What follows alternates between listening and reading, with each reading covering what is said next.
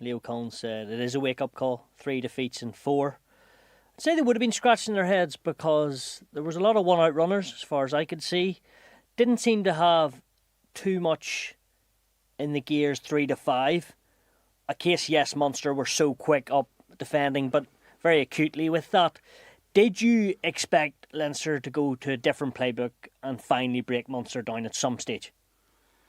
It just didn't seem to be there on. No, it wasn't. And I think, look, Munster were very shrewd in the way they weren't just shooting out of the lines in ones and twos and leaving little gaps in the defensive line. They also had lots of players on their feet, which obviously means you've plenty of bodies across the field, and they connected very well in their when they had to scramble a few times, or if they went behind the gain line. So I just think they got it right, consistently got it right. And then, there was probably a couple of periods in the game where they got into high multi-phase around the 60th minute, and then,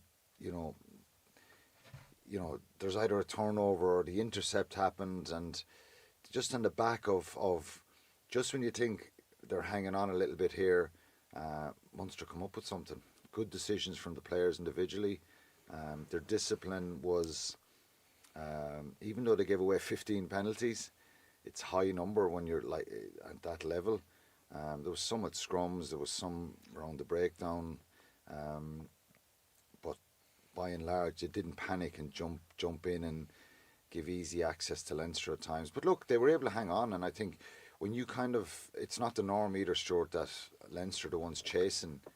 They're usually the ones you're chasing. They usually get tries and build momentum, and whoever plays them is kind of trying to chase back in the game. So they can sit back and be compact a lot at times like that. But they were a little bit naive, and I think they possibly.